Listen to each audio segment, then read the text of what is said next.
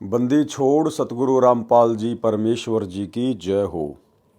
परम पिता परमात्मा सारी सृष्टि के रचनहार कुल मालिक असंख्य ब्रह्मांडों के स्वामी जगत गुरु तीनों लोकों में प्रवेश करके सबका भरण पोषण करने वाले राजाधिराज आत्माधार नाथों के नाथ देवों के देव महादेव सर्वेश्वर महेश्वर मृत्युंजय अजरो अमर आदि अनादि सनातनी प्रभु जगत पिता जगदीश्वर श्री श्री 1008 की उपाधि के वास्तविक अधिकारी अकाल मूरत शब्द स्वरूपी राम वासुदेव सर्वगतम ब्रह्म परम पूज्य प्रथम पूज्य परम संत परम पुरुष परम धनी परम दयालु सत्य कबीर हक्का कबीर अल्लाहु अकबर बाखबर अल्लाह ताला जगत के तारणहार जगत के मुक्तिदाता जगत के जगन्नाथ हारे के सहारे हिंदुओं के राम मुसलमानों के अल्लाह सिखों के वाहिगुरु ईसाइयों के मसीह दया के सागर दयानिधि करुणा के सागर करुणानिधि स्वयंभू परिभू संकट मोचन कष्ट हरण मंगल करण दुख भंजन अविगत कबीर निर्विकार निर्विषम परमात्मा अलय अलेख सतगुरु आदि अनादि सतगुरु असली मर्यादा पुरुषोत्तम असली राम असली कृष्ण असली घनश्याम असली मुरारी राजाओं के राजा महाराजाओं के महाराजा शहंशाहों के शहंशाह सम्राटों के सम्राट भगवानों के भगवान अल्लाहों के अल्लाह प्रभुओं के प्रभु मसीहाओं के मसीह सच्चे वाहिगुरु बाबाओं के बाबा पीरों के पीर सेठों के सेठ जगत सेठ सावड़सा सेठ सर्वगुण संपन्न अनंत कोटि कलाओं के स्वामी अनंत कोटि ब्रह्मांडों के नायक योगियों में महायोगी ध्यानियों में महाध्यानी सिद्धों में परम सिद्ध ज्ञानियों में तत्वज्ञानी ब्रह्म ज्ञानी महाज्ञानी परम ज्ञानी सर्वश्रेष्ठ ज्ञानी विज्ञानी युवा कबीर समरथ कबीर असमवात अमित ओजा सच्चे रहनुमा करीम अल्लाह सुभान अल्लाह दुनिया के अंतिम पैगंबर 8 सितंबर 1951 से गांव धनाना जिला सोनीपत हरियाणा भारतवर्ष की पावन भूमि पे प्रकट रियल कल की भगवान श्री नारायण साकार हरि श्री बाबा साहेब शब्द स्वरूपी राम संत श्रोमणी सतगुरु रामपाल जी परमेश्वर जी के चरण कमल में साध संगति से जुड़े हुए आपरम सभी देश विदेश से सत्सेवक भाई बहनों का अनंत कोटि दंडवत प्रणाम। सत्साई भाई और बहनों, दया पूज्य गुरुदेव भगवान की सतगुरु रामपाल जी परमेश्वर जी की सारी सृष्टि के रचनहार की भाई और बहनों, इस कलयुग की बिचली पीढ़ी में साध संगति से जुड़कर गुरुदेव भगवान के विशेष आशीर्वाद से आप और हम सभी सत्सेवक आत्माएं अपनी आत्मा के कल्याणार्थ हेतु भक्ति मार्ग पर मोक्ष प्राप्ति के लिए निरंतर आगे की ओर बढ़ रही हैं। भाई और बहनों, पूज्य गुरुदेव भगवान की आप और हम सभी आत्माओं पर विशेष कृपा है रजा है जो गुरुदेव ने हमें भक्ति मार्ग के ट्रेनिंग सेंटर साध संगति से जोड़ा हुआ है। साध संगति से जुड़कर हमें भक्ति मार्ग से संबंधित गहरी गहरी जानकारियां प्राप्त हो रही हैं। आप और हमारा विश्वास अपने ही गुरु को इष्ट मानकर दिन प्रतिदिन उनके चरणों में बढ़ता ही जा रहा है। तो भाई और बहनों, पूज्य गुरुदेव जी के कर कमल से लिखित पवित्र पुस्तक मुक्ति बोध के ऊपर वीडियो बनाने की श्रृंखला जारी है। इसी श्रृंखला में आज हमारा ये 22वें नंबर का वीडियो है। प्रत्येक वीडियो में सतगुरुदेव भगवान के आशीर्वाद से हमें भक्ति मार्ग से संबंधित बहुत कुछ बातें सीखने और समझने को मिलती हैं। तो चलिए आज के वीडियो में हम आगे बढ़ते हैं। पवित्र ग्रंथ मुक्ति बोध पेज नंबर 239 दुर्वासा तथा अम्बरीश की कथा का सारांश। यानी हमने पिछले एपिसोड में वीडियो नंबर 21 में दुर्वासा ऋषि और राजा अम्बरीश के विषय में जो कथा सुनी, अब उस कथा का सारांश क्या है। संत गरीबदास जी ने वाणी में बताया है कि गरीब डेरे डांडे खुश रहो खुसरे लहन मोक्ष ध्रुव प्रहलाद उधर गए फिर डेरे में क्या दोष। अर्थात जो साधक घर त्याग कर कर्म सन्यासी होकर साधना करते हैं। कर्म सन्यासी क्या होता है? जो हर प्रकार के काम धंधों से सामाजिक और पारिवारिक जिम्मेदारियों से अपने आप को मुक्त मान लेता है, जो एकांत में जाके साधना करता है, उसको कहते हैं कर्म सन्यासी। एक होता है कर्म योगी, यानी अपना जो कार्य है, जो जिम्मेदारियां हैं, जो कर्म है, उनको करते करते घर में रह के भक्ति करना, उसको कहते हैं कर्म योगी। जो साधक घर त्याग कर कर्म सन्यासी होकर साधना करते हैं, ब्रह्मचारी रहे हैं तथा वन में ही निवास करते हैं, वे मानते हैं कि परमात्मा ऐसे ही प्राप्त होता है। सामान्य व्यक्ति की धारणा भी यही होती है कि परमात्मा की प्राप्ति तो उन्हीं को होती है जो घर त्याग कर मोह माया को छोड़कर जंगल में चला जाता है। इसका समाधान इस वाणी में संत गरीबदास जी ने किया है। कहा है कि अपने डेरे यानी घर, डांडे यानी घेर, घेर वह स्थान होता था जिसमें किसान लोग पशु बांधते थे तथा उसमें केवल पुरुष निवास करते थे। घर में केवल स्त्रियां निवास करती थी। मेल फीमेल का भिन्न स्थान बनाया जाता था। जो कुंवारे पुरुष होते थे यानी जो बैचलर होते थे वे अपने घेर में ही रहा करते थे। जो विवाहित होते थे यानी जो मैरिड होते थे वे ही रात्रि में अपनी पत्नियों के पास जा सकते थे। इसलिए कहा है कि अपने घर या घेर में खुशी के साथ रहो।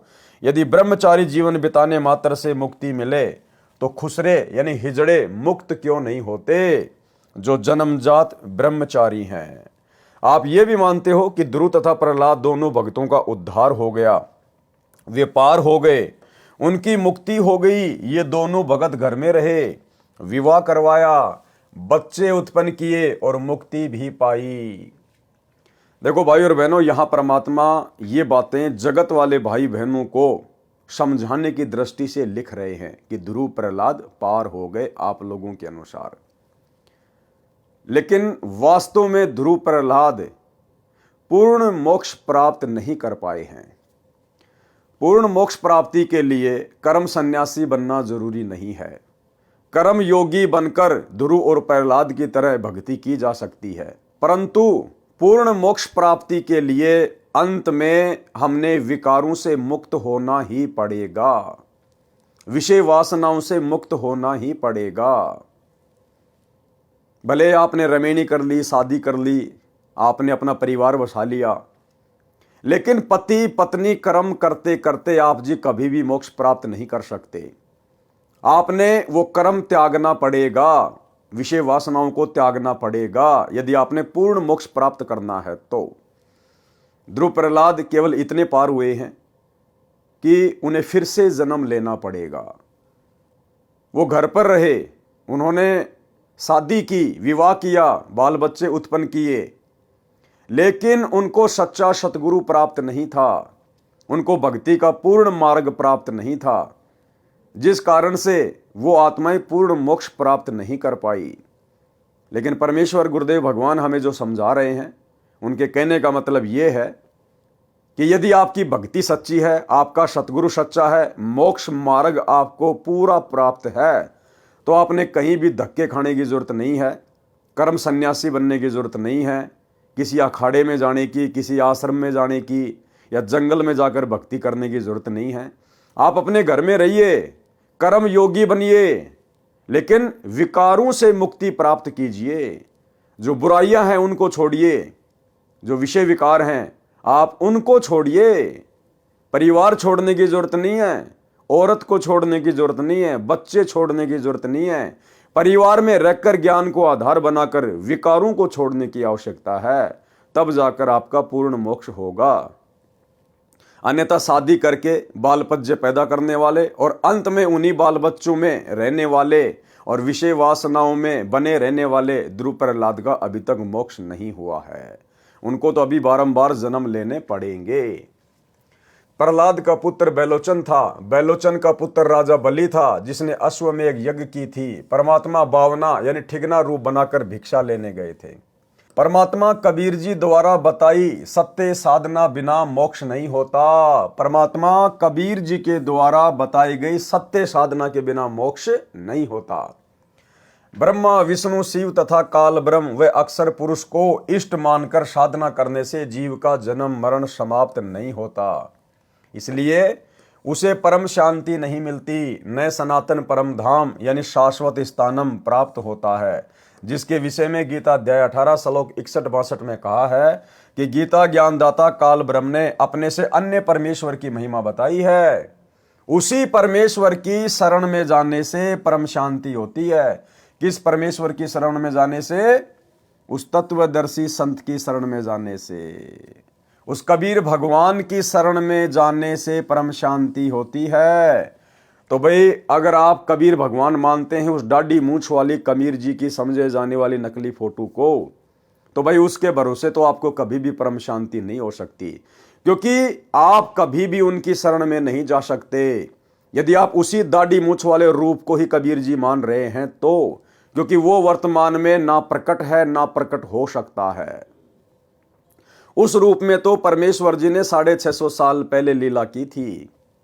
अब वर्तमान में आपको वो दाढ़ी मूछ वाला कबीर देखने को नहीं मिलेगा, जबकि गीता ज्ञानदाता कहता है कि उसकी शरण में जाने से परम शांति मिलेगी, मोक्ष मिलेगा। शरण का मतलब उससे नाम दीक्षा लेकर भक्ति करने से। तो उस दाढ़ी मूछ वाले कबीर के भरोसे तो आप जी भाई साहब कभी भी सतलोक नहीं जा सकते यदि आप उस दाढ़ी मूछ वाले रूप को ही कबीर जी मानते हैं तो। लेकिन इसके बावजूद आज हमें शरण प्राप्त हो चुकी है हमारे पूज्य गुरुदेव भगवान की। ये वही कबीर परमेश्वर हैं जो 650 साल पहले हम जिस फोटो में जो रूप देखते हैं दाढ़ी मूछ वाला, उस रूप में इन्हीं परमेश्वर ने, सतगुरु रामपाल जी भगवान ने वो लीला की थी। आज पुनः वही कबीर परमात्मा गुरुदेव के रूप में धरती पे प्रकट है। इसलिए आज इनकी शरण में आने से हम परम शांति प्राप्त कर सकते हैं। ये है वो तत्वदर्शी संत। उसी परमेश्वर की शरण में जाने से परम शांति होती है तथा अमर लोक यानी सतलोक प्राप्त होता है। उदाहरण, राजा अम्बरीश श्री विष्णु जी के अच्छे भगत थे, घर में रहते थे, बाल बच्चेदार थे। उनकी भक्ति की शक्ति के सामने कर्म सन्यासी दुर्वासा ऋषि भी हार गया था। चरण पकड़कर अपनी जीवन रक्षा की भीख मांगी थी। वही अम्बरीश वाली आत्मा त्रेता युग में राजा जनक हुए, जो घर में रहते थे तथा विवाहित थे, सीता जी के पिता थे। उनकी भक्ति के सामने कर्म सन्यासी वनवासी ऋषि सुखदेव, पुत्र ऋषि कृष्ण दैपायन यानी वेद व्यास ने हार मानी और दीक्षा लेकर राजा को गुरु बनाकर स्वर्ग जाने की व्यवस्था की।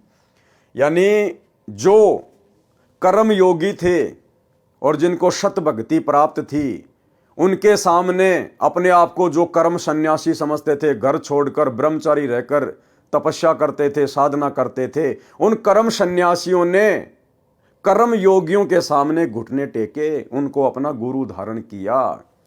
तो मात्र घर छोड़ने से भक्ति सफल नहीं होती, मात्र ब्रह्मचार्य का पालन करने से परमात्मा प्राप्ति नहीं होती। हमने कर्म योगी बनकर भक्ति करनी है। और भक्ति यदि हमारे पास में सत्य है, गुरु यदि हमें पूर्ण प्राप्त है, तो भाई फिर आप चाहे कर्म योगी रहो चाहे कर्म सन्यासी रहो, वो भक्ति करने से हमारा बेड़ा पार होगा। कलयुग में वही राजा अम्बरीश व राजा जनक वाली आत्मा स्वर्ग में अपने पुण्यों को खर्च कर भारत देश में, वर्तमान में पाकिस्तान में श्री कालूराम मेहता खत्री के घर जन्मा, श्री नानक नाम रखा। उस जीवन में भी श्री विष्णु जी की भक्ति करते थे। परमेश्वर कबीर जी उनको बेई नदी के किनारे मिले, यथार्थ आध्यात्मिक ज्ञान बताया, सतलोक लेकर गए, अपनी यथार्थ स्थिति तथा शक्ति से परिचित करवाया, ब्रह्मा विष्णु तथा शिव व ब्रह्म का अस्तित्व दिखाया, फिर वापस छोड़ा। तब श्री नानक जी ने काशी यानी बनारस शहर में जाकर कबीर सतगुरु से सतनाम की दीक्षा लेकर जन्म मरण से छुटकारा पाया, परम शांति प्राप्त की, सनातन परम धाम यानी सचखंड प्राप्त किया। भाई और बहनों, ये जो लेख है, ये लेख परमात्मा जगत वाले भाई बहनों के हिसाब से लिख रहे हैं, क्योंकि इन पुस्तकों को आने वाले समय में पूरा विश्व पढ़ेगा। तो किसी को कोई शंका ना हो जाए कि कबीर परमात्मा की भक्ति से मोक्ष नहीं होता। लेकिन जब हम उनकी शरण में आ जाएंगे, यानी जब हम पूज्य गुरुदेव जी की शरण में आ जाएंगे और हम इनके तत्व ज्ञान को समझने लग जाएंगे, तो हमारी नजर में ये लेख कुछ अलग ही अर्थ लेकर आएगा। यानी गुरुदेव भगवान ने बताया कि वे समान रूप से सबके लिए सत्संग करते हैं और जिसकी जैसी बुद्धि विकसित होती है वो उसी प्रकार से सत्संग को पकड़ लेता है। तो सामान्य तौर पर तो परमात्मा ने जगत वालों के लिए लिख दिया कि कबीर परमात्मा की शरण में आकर नानक जी ने पूर्ण मोक्ष प्राप्त किया, जन्म मरण से मुक्त हो गए। लेकिन इन्हीं वाणियों को अब आप और हम दूसरे तरीके से समझेंगे कि वास्तव में गुरुदेव ये लेख किस आधार से लिख रहे हैं और किस आत्मा को क्या समझाना चाहते हैं। रियल में गुरुदेव भगवान ने बता दिया कि ये वर्तमान बिचली पीढ़ी का समय मोक्ष प्राप्ति का समय है। आज से पहले परमात्मा ने किसी को भी पूर्ण मोक्ष की प्राप्ति नहीं करवाई। जितनी भी महान महान आत्माएं हैं, नानक जी से लेकर धर्मदास, पंडित रामानंद जी, मीराबाई जी, अर्जुन सरजुन, ये सभी आत्माएं वर्तमान में पुनः मानव जन्म लेंगी। कुछ आत्माएं ले चुकी हैं। और नानक जी ये भी 64 लाख में थे और 64 के 64 लाख काशी में फैल हो गए थे। और गुरुदेव ने 74 नंबर का जो विशेष संदेश है हिसार जेल से आया हुआ, उसमें बिल्कुल क्लियर कर दिया है कि नानक जी को वर्तमान में मनुष्य जन्म मिल चुका है। आपको कल के 21 नंबर के पार्ट में भी वो क्लिप दिखाई थी, सुनाई थी, एक बार फिर से सुन लीजिए। परमेश्वर ने नानक जी के सभी जन्मों का उल्लेख किया है कि सतयुग में राजा अमरीश था, त्रेता में राजा जनक बना और फिर बाबा नानक के रूप में जन्मा। और अगर अब उसको नाम नहीं मिलता, परमात्मा की शरण में नहीं आता, तो फिर 84 में जाता। तो इस सत्संग को ध्यान से सुनिए, आपको क्लियर हो जाएगा कि वर्तमान में नानक वाली आत्मा सतगुरु रामपाल जी की शरण में आ चुकी है और उपदेश लेकर अपनी सत भक्ति कर रही है। सुनिए। 3 लोक का राज जय जीव को कोई दे, लाख बधाई क्या करे जय नहीं नाम थे नहीं। जैसे राजा अमरीश राजा थे और वो भक्ति ना करी तो करनी चाहिए थी, मर गया, राज छूट गया। कोई पुण्य शेष रह रहे थे, फिर राजा जनक बन गया, भक्ति से फिर बाबा नानक बन गया। अरीब जब नाम ना मिलता तो 84 में जाते और फिर ये जीवन भी ऐसे नष्ट हो जाता। अरीब जब नाम ना मिलता तो 84 में जाते और फिर ये जीवन भी ऐसे नष्ट हो जाता। अरीब जब नाम ना मिलता तो 84 में जाते और फिर ये जीवन भी ऐसे नष्ट हो जाता। तो भाइयों और बहनों, समझदार को तो संकेत ही काफी होता है। परमात्मा के सत्संगों में पहली कक्षा से लेकर पीएचडी तक का ज्ञान होता है। जिस आत्मा की जैसे जैसे बुद्धि विकसित होती चली जाएगी, उन सत्संगों का उसी हिसाब से अर्थ निकालती चली जाएगी। तब श्री नानक जी ने काशी शहर में जाकर कबीर सतगुरु से सतनाम की दीक्षा लेकर जन्म मरण से छुटकारा पाया, परम शांति प्राप्त की, सनातन परम धाम यानी सचखंड प्राप्त किया। काल ने ऋषि दुर्वासा को प्रेरित किया था ताकि अमरीश सत्य साधना त्याग दे और इसका इसी जन्म में पतन हो जाए। देखो, दुर्वासा ऋषि राजा अमरीश के वहां घर पर क्यों गया, महल में क्यों गया और क्यों उसने वहां जाकर बकवाद करी कि तूने मेरे बिना भोजन कैसे कर लिया, मैं तेरे को श्राप देता हूं। काल प्रेरणा से, काल ने दुर्वासा ऋषि में प्रेरणा करके और सत्य साधना करने वाले राजा अमरीश को विचलित करने के लिए, डराने के लिए, वो सत्य साधना छुड़वाने के लिए भेजा था दुर्वासा को। और भाइयों और बहनों, हमने भी शांत स्वभाव दर्शाते हुए, नेक नीति और आदर के साथ में जो एक भगत के गुण होते हैं, लक्षण होते हैं, क्योंकि राजा अमरीश को अपने इष्ट पर विश्वास था, उसको अपनी भक्ति पे विश्वास था। वो किसी के शराप देने से, किसी के डराने से, ज्यादा ऊंचा बोलने से भयभीत नहीं हुए, क्योंकि उन्हें अपने ईश में सबसे ज्यादा समर्थता नजर आती थी। और परमेश्वर ने उसके इस विश्वास को देखते हुए फिर उसकी रक्षा भी की। तो इसी प्रकार भाइयों और बहनों, वर्तमान में हमने भी हर प्रकार से लोक लाज से संघर्ष करना है, घर परिवार और समाज वालों से संघर्ष करना है। लड़ना नहीं, झगड़ना नहीं, विचलित नहीं होना, अपना आपा नहीं खोना, जोश में आकर होश नहीं खोना। हमने अपने गुरुदेव भगवान पर विश्वास रखना है कि मेरा रक्षक मेरा गुरु है और मेरे गुरु से बड़ा समर्थ, निर्विकार, निर्भय सृष्टि में और दूसरा कोई नहीं है, जो कि परम सत्य है। तो फिर हमारा कोई बिगाड़ क्या लेगा? दुनिया चाहे कितना ही क्यों ना भोके, अगर हम इस भक्ति रूपी हाथी पे बैठे हैं, हमें विश्वास है, तो फिर कुत्ते चाहे कितना ही भौंके, समाज चाहे कितना ही भौंके, रिश्तेदार कितना ही भौंके, अनुपदेशी आपको कितना ही भयभीत करें, वे हमारा कुछ भी नहीं बिगाड़ पाएंगे। काल ने ऋषि दुर्वासा को प्रेरित किया था ताकि अमरीश सत्य साधना त्याग दे और इसका इसी जन्म में पतन हो जाए, यानी बेड़ा गर्क हो जाए। परमात्मा कबीर जी ने राजा अमरीश की सत्य साधना की रक्षा की। काल नहीं चाहता कि जीव सत्य साधना करे। पारक के अंक की वाणी नंबर 185 से 192 में गरीब बंजारे के बैल ज्यों फिरे देश परदेश, जिनके संग न साथ हूँ जगत दिखावे भेष। यानी जो पाखंडी हैं, सत्य साधना करते नहीं है, देश विदेश में मांगते फिरते हैं, मान बढ़ाई के भूखे हैं, परमात्मा कहते मैं उनके साथ में नहीं हूँ। गरीब आजिज मेरे आसरे, मैं आजिज के पास। आजिज यानी जो मेरा प्यारा भगत है वो तो मेरे आसरे रहेगा। क्या कहते हैं गुरुदेव? जो मेरा प्यारा भगत है वो तो मेरे आसरे रहेगा, और मैं आजिज के पास, और मैं उस प्यारी आत्मा के सदा साथ में, सदा पास में रहता हूं। गैल गैल लाग्या फिरूं जब लग धरणी आकाश।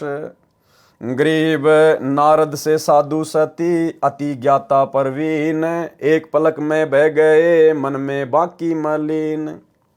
गरीब दुर्वासा अमरीश कह गए ज्ञान गुण डार, चरण कंवल शिक्षा लई तुम ईश्वर प्राण उधार। गरीब बख्शो प्राण दया करो, पीठ लगाओ हाथ, उर मेरे में ठंडी होए शीतल कीजिए गात। गरीब अमरीश मैं कहता हाँ बिहन से बदन खुलाश, तुम ऋषि मेरे प्राण हो मैं हूं तुम्हारा दास। यानी दुर्वासा ऋषि ने इतनी बदसलूकी की राजा अमरीश के साथ में, उसके बावजूद भी राजा अमरीश ऋषि दुर्वासा से नाराज नहीं हुए और कहा कि मैं तो आपका दास हूं, जैसा आपने किया वैसा परिणाम आपको मिल गया। गरीब चक्र सुदर्शन शीस धरी, दीजो भक्ति की आन, मैं चेरा चरणा रहूं बख्शो मेरे प्राण। और वर्तमान में क्या हो रहा है भाई और बहनों? वर्तमान में भगत ये तत्व ज्ञान लेकर, छोटी छोटी बातों को लेकर एक दूसरे के साथ में इस कदर राग द्वेष ईर्ष्या में उलझे पड़े हैं कि पता नहीं जैसे कोई मेरे जन्म जन्मों का शत्रु है, जन्म जन्मों का शत्रु। अरे भैया, अगर आप किसी भगत के विचारों से सहमत नहीं हैं, अगर किसी भगत ने आपके साथ में धोखा कर दिया, छल कपट कर दिया, तो भैया आप उस भगत को छोड़िए ना। आप परमात्मा की मर्यादाओं को क्यों तोड़ रहे हैं? आप परमात्मा के सत्संग रूपी विधान के खिलाफ क्यों उसके साथ ऐसा व्यवहार कर रहे हैं? अगर आपको लगता है कि इस भगत से मेरे विचार मेल नहीं खाते हैं, तो उस भगत से बातचीत बंद कर दीजिए, मिलना जुलना बंद कर दीजिए। फिर लग जाएंगे उसके पीछे काले कुत्ते की तरह मोबाइल में वीडियो बनाने में, पंपलेट बनाने में, वो ऐसा ये ऐसा, वो ठग है, वो ये है, फिर अपने और ज्यादा वो क्रम फोड़ता है। राजा अमरीश से शिक्षा लेनी चाहिए ऐसे बुद्धिहीन भक्तों को। अरे दुर्वासा ऋषि ने तो राजा अम्बरीश को मारने के लिए चक्र सुदर्शन छोड़ दिया था, उसके बावजूद भी राजा अमरीश ने उसको यही कहा कि मैं तो आपका दास हूं, आप तो मेरे लिए आदरणीय हैं, आपको तो केवल आपके कर्म मिले हैं, मैं क्या कर सकता हूं इसमें। यानी राजा अम्बरीश ने अपने मन में दुर्वासा ऋषि के प्रति कोई वैर भाव पैदा नहीं किया। तो भाई और बहनों, आज हमें तो तत्व ज्ञान मिल गया है, और ये तत्व ज्ञान मिलने के बाद भी ज्यादातर भगत छोटी छोटी बातों को लेकर आपस में राग द्वेष ईर्ष्या में फंसे हुए हैं। भाई कैसे परमात्मा प्राप्त करेंगे? गरीब चक्र सुदर्शन पकड़ कर अमरीश बैठाए, दुर्वासा पर मेहर करी चलो भक्ति के भाई। सरलार्थ, परमात्मा ने कहा है कि मेरा सिद्धांत है कि जो हरियाई गाय की तरह इधर उधर दुनिया को ठगते फिरते हैं, मैं उनके साथ नहीं हूं। क्या विधान बताया गुरुदेव ने? कि मेरा विधान है कि जो हरियाई गाय की तरह इधर उधर भटकते रहते हैं, दुनिया को ठगते रहते हैं। हरियाई गाय क्या होती है? हरियाई गाय उसको कहते हैं जो फसल खाने के लिए कभी किसी के खेत में चली जाए, कभी किसी के खेत में चली जाए, एक जगह वो टिकती नहीं है। और उस हरियाई गाय के गले में एक लकड़ी बांध दिया करते थे मोटी सी, ताकि वो ज्यादा तेज ना दौड़ सके, इधर उधर ना जा सके। अगर वो ज्यादा चलेगी तो लकड़ी उसके घुटनों पे लगती थी। तो हरियाई गाय की तरह परमात्मा कहते हैं जो भगत इधर उधर भटकते हैं, जैसे इन सतलोक आश्रमों में, क्योंकि आज हमारे गुरुदेव भगवान तो बैठे हुए हिसार जेल में, और संगत 90% संगत उस हरियाई गाय की तरह लड्डू जलेबी बर्फी के चक्कर में, जैसे वो गाय हरा हरा चारा चरने के चक्कर में दूसरों के खेतों में दौड़ा करती थी, ठीक इसी प्रकार वर्तमान में हमारे भगत भाई बहन जो साध संगति से नहीं जुड़े हुए हैं, जो गुरुदेव के ज्ञान को आधार बनाकर भक्ति नहीं कर रहे हैं, उस हरियाई गाय की तरह कभी सतलोक आश्रम धनाना में, कभी सतलोक आश्रम सोजत में, कभी सतलोक आश्रम शामली में लड्डू जलेबी बर्फी के चक्कर में भटकते रहते हैं। तो परमात्मा कहते हैं ऐसे भक्तों के साथ मैं नहीं रहता। अरे भैया, ऐसी भक्ति करो, ऐसे भाव पैदा करो, मर्यादाओं में रहो कि मजबूरन परमात्मा ने आपके पास आना पड़े। चलो इन आश्रमों में अगर गुरुदेव भगवान होते फिर तो आप चाहे लाख बार जाओ, लेकिन आपको अच्छे से पता है कि गुरुदेव भगवान शरीर रूप में हिसार जेल में बैठे हैं और शब्द रूप में तो वे हर जगह हैं, आपके घर पर भी हैं। अगर आप मर्यादित हैं तो, शत भक्ति कर रहे हैं तो फिर आपको हरियाई गाय की तरह इन आश्रमों में धक्के खाने की, लाडू जलेबी बर्फी के चक्कर में क्या आवश्यकता पड़ गई। परमात्मा ने कहा है कि मेरा सिद्धांत है कि जो हरियाई गाय की तरह इधर उधर दुनिया को ठगते फिरते हैं, मैं उनके साथ नहीं हूं। वे जगत में साधु वेश बनाकर प्रभावित करके काल जाल में डालते हैं। यानी परमात्मा हमें सांसारिक तौर पर जो नकली पाखंडी धर्मगुरु हैं उनके लिए भी समझा रहे हैं, और भक्ति मार्ग में भी आप और हमने ज्ञान को आधार बनाकर इन शब्दों का अर्थ समझना पड़ेगा। ये नहीं है कि परमात्मा केवल एक ही चीज पे टारगेट करते हैं, परमेश्वर एक तीर से अनेकों शिकार करते हैं। तो इस भक्ति में आने के बाद भी जो हरियाई गाय की तरह जिनकी आदत बनी हुई है, उन भाई बहनों के लिए भी परमात्मा का संकेत है। जो मेरा आजीज यानी प्रिय भगत है, मैं उसके सदा साथ रहता हूं, उसके पीछे पीछे लगा रहता हूं जब तक धरती आकाश है। तो फिर हमने आज गुरुजी की गैर हाजिरी में इन सतलोक आश्रमों में धक्के खाने की क्या जरूरत है, जब परमात्मा कह रहे कि गैल गैल लाग्या फिरूं जब तक धरती आकाश, जो जन मेरी शरण है ताका हूं मैं दास। तो आप तो गुरुजी की शरण में है ना, आपने तो नाम ले लिया ना, फिर गुरुजी की गैर हाजिरी में आप इन आश्रमों में क्यों भटक रहे हैं भाई। परमात्मा तो कह रहे हैं ऐसी आत्माओं के तो मैं पीछे पीछे भटकता हूं, और आप लोग सतगुरु मिलने के बाद, उनकी शरण मिलने के बाद, और आपको पता है कि गुरुजी आश्रमों में नहीं है, उसके बावजूद भी आप हरियाई गाय की तरह वहां भटक रहे हैं, धक्के खा रहे हैं, तो वहां परमात्मा नहीं मिलने वाला, इस विधि से भगवान नहीं मिलने वाला। परमात्मा तो कहते हैं अगर तू भक्ति करेगा, मर्यादा में रहेगा, तो मैं तेरे पीछे पीछे भटकूंगा, 24 घंटे छाया की तरह मैं तेरे साथ में रहूंगा। बताओ फिर भगत को भटकने की जरूरत क्या है। जो मेरा आजीज यानी प्रिय भगत है, मैं उसके सदा साथ रहता हूं, गेल गेल यानी पीछे पीछे लगा रहता हूं जब तक धरती तथा आकाश है। इसलिए हम सत्सेवक भाई बहन मर्यादाओं पर ज्यादा जोर देते हैं, गुरु को प्रसन्न करने की तरफ ज्यादा ध्यान देते हैं, ताकि हमें कहीं भटकने की जरूरत ना पड़े और पल पल सतगुरु हमारे साथ में शब्द रूप में रहे। नारद जी साधना करने वन में गए थे, 12 वर्ष साधना करके लौटे तो अपने पिता ब्रह्मा से कहा कि मैंने अपनी इंद्रियों पर काबू पा लिया है। ब्रह्मा जी ने कहा कि अच्छी बात है, परंतु अपनी उपलब्धि को बताना नहीं चाहिए। बिल्कुल भाई और बहनों, सही कहा ब्रह्मा जी ने, लेकिन वर्तमान में आप और हमें तत्व ज्ञान प्राप्त है, लाभ हानि का अच्छे से गुरुदेव ने हमें समझा दिया है। इसलिए यदि हमें किसी प्रकार की कोई उपलब्धि हो भी जाती है, यदि हम अपने विषय विकारों पर कंट्रोल प्राप्त कर भी लेते हैं, तो पहली बात तो हमें अंदर से पता है कि ये मेरे बस की बात नहीं थी, ये मेरे गुरुदेव भगवान के आशीर्वाद से ऐसा संभव हुआ है, और गुरुदेव भगवान ने ऐसा इसलिए किया ताकि मैं शांति से भक्ति कर सकूं। तो विषय विकारों पर कंट्रोल करने के बाद जो आत्मीय आनंद, जो शांति हम इस भक्ति मार्ग पर महसूस कर रहे हैं, प्राप्त कर रहे हैं, उस मकसद से तो हम दूसरे भगत भाई बहनों को समझा सकते हैं कि भाई देखो, वास्तव में भक्ति का आनंद तो उसी समय है जब हम विषय विकारों से दूर हट जाएंगे, और भाई इनके हटे बिना बात बनेगी नहीं। और भाई दास के ऊपर भी गुरुदेव भगवान की विशेष मेहर हुई है, परमात्मा ने इन विषय विकारों से दास को भी दूर कर दिया है भक्ति के लिए। तो इस प्रकार से तो हम समझा सकते हैं, दूसरों को बता सकते हैं, उनको भी अच्छे कर्मों के लिए प्रेरित करने के लिए। और एक होता है कि मैंने विषय विकारों पे विजय प्राप्त कर ली, हाँ मैंने अपनी पत्नी को अपनी बहन बना लिया, अब मैं काल के जाल में नहीं फंसने वाला, तो वो जरूर फंसेगा, क्योंकि वो अहंकार में बोल रहा है। तो इस मकसद से ब्रह्मा जी ने अपने पुत्र नारद को कहा था कि बेटा किसी और के सामने जिक्र मत करना, परंतु अपनी उपलब्धि को बताना नहीं चाहिए। आप श्री विष्णु जी से तो ये बात बिल्कुल ना कहना। नारद जी तो उमंग से भरा था, श्री विष्णु जी के पास गए, उनको अपनी साधना की सफलता बताई। अब बताओ, ये देवी देवता भाई और बहनों, आप और हमारे से भी नैतिक ज्ञान में नीचे गिरे हुए हैं। ब्रह्मा जी का बेटा नारद, और जब नारद ने अपनी उपलब्धि अपने पिता को बताई तो ब्रह्मा जी ने आदेश दिया कि बेटा विष्णु को तो विशेष तौर पर मत बताना, तेरे चाचा को तो बिल्कुल ही मत बताना। इसके बावजूद नारद जी सबसे पहले विष्णु जी के पास गए और सारी बात बता दी। तो कहां ये अपने बाप की बातें मानते हैं।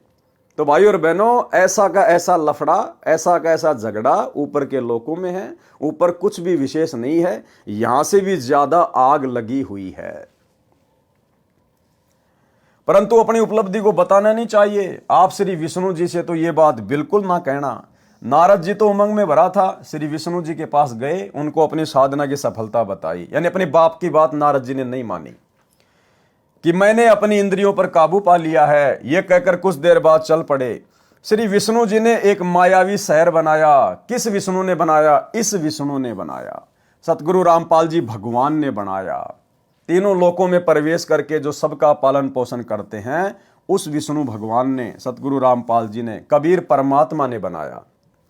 श्री विष्णु जी ने एक मायावी शहर बनाया, क्योंकि भाई और बहनों, ये मायावी शहर नहीं बना सकते, क्योंकि ये केवल मैनेजर हैं, नौकर हैं, व्यवस्था संभालते हैं। और मैनेजर कभी भी फैक्ट्री नहीं खोल सकता, कंपनी नहीं खोल सकता, वो तो मालिक खोलता है, मैनेजर केवल व्यवस्था देखता है। श्री विष्णु जी ने एक मायावी शहर बसाया, उसमें राजा की लड़की का विवाह का स्वयंवर रचा। मनमोहक माहौल था। नारद ने सुने विवाह के गीत। नारद विवाह कराने के लिए अत्यधिक प्रेरित हुआ। अब बताओ, अपने पिता के पास तो जाके ढोल पीट रहा था, विष्णु के पास जाके ढोल पीट रहा था कि मैंने कामदेव पर विजय प्राप्त कर ली। और जैसे ही वहां शादी का माहौल देखा, तुरंत मन में उमंग पैदा हो गई शादी करवाने की। रूप के लिए, यानी अच्छी शक्ल प्राप्त करने के लिए, ताकि लड़की जल्दी प्रसन्न हो जाए और मेरे गले में वरमाला डाल दे। रूप के लिए भगवान विष्णु से उसका रूप मांगा। भगवान ने बंदर का मुख नारद को लगा दिया। लड़की ने श्री विष्णु जी को वरमाला डाल दी, जो स्वयंवर में आया था। नारद को पता चला कि मेरे साथ विष्णु ने धोखा किया है, तो श्राप दे दिया कि आप भी मेरे की तरह एक जीवन स्त्री के लिए तड़फ तड़फ कर मरोगे। श्री रामचंद्र के रूप में विष्णु जी का जन्म अयोध्या के राजा दशरथ के घर हुआ। फिर वनवास हुआ। सीता पत्नी श्री राम भी वन में साथ गई। सीता का अपहरण हुआ। श्री राम ने सारा जीवन पत्नी के वियोग में बिताया। अब बताओ, ये ब्रह्मा विष्णु महेश काहे के समर्थ हैं, काहे के भगवान है ये। अरे भगवान के ऊपर किसी का श्राप काम करेगा क्या? जबकि अपने भतीजे का श्राप श्री विष्णु जी के ऊपर काम कर गया। ब्रह्मा विष्णु महेश तीनों भाई हैं। सबसे बड़ा ब्रह्मा, उससे छोटा विष्णु, उससे छोटा शंकर। और नारद जी ब्रह्मा जी का बेटा, यानी नारद जी विष्णु जी के कौन हुए? भतीजे। अब बताओ, नारद जी ने श्राप दे दिया और विष्णु जी उस श्राप को भोगने के लिए धरती पे आ गया रामचंद्र रूप में। तो ये काहे के समर्थ हैं? ये काहे के समर्थ है? जो भगवान अपने भतीजे का दिया हुआ श्राप नहीं काट पाया, वो बताओ आप और हमारे वो कर्म कहां से काट देगा? तो भाई और बहनों, इन कथाओं से साबित होता है, लेकिन ये कथा आज से पहले हमारे को समझ में नहीं आ रही थी, क्योंकि हमें सतगुरु प्राप्त नहीं था। सतगुरु ने हमारा ज्ञान योग नहीं खोला था। अब गुरुदेव भगवान ने अपनी शरण में लेकर हमें वो बुद्धि दी है, वो तत्व ज्ञान दिया है। अब उनके आशीर्वाद से हम इन चीजों को समझ पा रहे हैं, कौन कितना पानी में है, कौन कितना समर्थ है। पारक के अंक की वाणी नंबर 193 से 194। गरीब गण गंधर्व और मुनि जन 33 तत्व सार, अपने जन के कारण उतरे बारंबार। गरीब अनंत कोटि अवतार हैं, नोचित वे बुद्धि नाश, खाली खेल खलक में 6 ऋतु 12 मास। सरलार्थ, जितने भी देव गण मुनिजन 33 करोड़ देवता हैं, ये परमात्मा की भक्ति करके इस पद को प्राप्त हुए हैं। यदि इनके साथ भी कोई शरारत करके हानि पहुंचाता है, तो उसकी रक्षा के लिए भी परमात्मा कबीर जी ही सहायता करने के लिए ऊपर से आते हैं। इन 33 करोड़ देवी देवताओं के ऊपर, ब्रह्मा विष्णु महेश के ऊपर जिन्होंने कभी कलयुग की बिचली पीढ़ी में सतगुरु रामपाल जी भगवान की सत्य भक्ति की थी लेकिन पार नहीं हो पाए, जो देव पद को प्राप्त हो गए। जब इनके ऊपर कोई विशेष आपत्ति आती है, इन्हें कोई परेशान करता है, तो उस समय भी यही कबीर परमात्मा सतगुरु रामपाल जी भगवान भिन्न भिन्न रूप धारण करके इन देवी देवताओं की सहायता करते हैं। जैसे राम रावण युद्ध में रामचंद्र जी की विशेष आत्मिक पुकार पर जब रोने लग गया कि ये भगवान, ये राक्षस तो मर ही नहीं रहा, तब यही कबीर परमात्मा सतगुरु रामपाल जी भगवान आए और सूक्ष्म रूप बनाकर रावण की नाभि में तीर मारा। यदि इनके साथ भी कोई शरारत करके हानि पहुंचाता है तो उसकी रक्षा के लिए भी परमात्मा कबीर जी ही सहायता करने ऊपर से आते हैं, अवतरित होते हैं, अवतार धारण करते हैं। वे परमात्मा अपने जन यानी भगत जन के कारण बार बार अवतार लेते हैं। जैसे प्रहलाद भगत की रक्षा के लिए नरसिंह रूप धारण करके अचानक आए और अपना कार्य करके चले गए, यानी वो परमात्मा इनकी रक्षा के लिए या भक्ति मार्ग को चलाने के लिए सतलोक से किसी आत्मा को नहीं भेजता, बारंबार स्वयं ही अवतरित होता है, स्वयं ही अवतार धारण करता है। देखिए क्या लिखा है, तो उसकी रक्षा के लिए परमात्मा कबीर जी ही सहायता करने ऊपर से आते हैं, किसी को भेजते नहीं है सतलोक से, स्वयं ही ऊपर से आते हैं, अवतरित होते हैं, स्वयं ही अवतरित होते हैं, अवतार धारण करते हैं, स्वयं ही अवतार रूप में आते हैं। वे परमात्मा अपने जन यानी भगत जन के कारण बार बार अवतार लेते हैं। परमात्मा खुद ही बार बार अवतार लेते हैं, सतलोक से किसी को भेजते नहीं है। जैसे आज वर्तमान में सतलोक आश्रमों से जुड़े हुए हमारे भगत भाई बहनों को बहुत बड़ी गलतफहमी है कि सतगुरु रामपाल जी तो कबीर जी के भेजे हुए अवतार हैं, कबीर जी की भेजी हुई आत्मा है, कबीर जी के दास हैं। तो ये उनकी सबसे बड़ी गलतफहमी है। ये परमात्मा स्वयं ही अवतार धारण करके आता है, किसी को भेजता नहीं है, क्योंकि समर्थ ने किसी को भेजने की आवश्यकता नहीं है। जैसे प्रहलाद भगत की रक्षा के लिए नरसिंह रूप धारण करके अचानक आए और अपना कार्य करके चले गए। तत्व ज्ञानहीन प्रचारक जिनकी बुद्धि का नाश हो चुका है, वे केवल 9 अवतार मानते हैं। अरे मालिक तो संसार में 6 ऋतु 12 मास यानी सदा लीला करता रहता है। जैसे श्री नानक जी ने भी कहा है कि अंधुला नीच जाति परदेसी मेरा, छिन आवे तिल जावे और जाकी संगत नानक रहंदा क्यों कर मोंडा पावे। अर्थात जुलाहा जाति में प्रकट मेरा परदेसी परमात्मा कबीर एक पल में पृथ्वी पर दिखाई देता है, दूसरे क्षण में ऊपर सचखंड में होता है। बताओ फिर इनको अपना अवतार भेजने की जरूरत क्या है? किसी आत्मा को सतलोक से भेजने की जरूरत क्या है? एक पल में सतलोक में, एक पल में पृथ्वी पर। उस समर्थ परमात्मा कबीर जी की शरण में मैं नानक जी रहता हूं। उनकी था यानी उनका अंत कैसे पाया जा सकता है?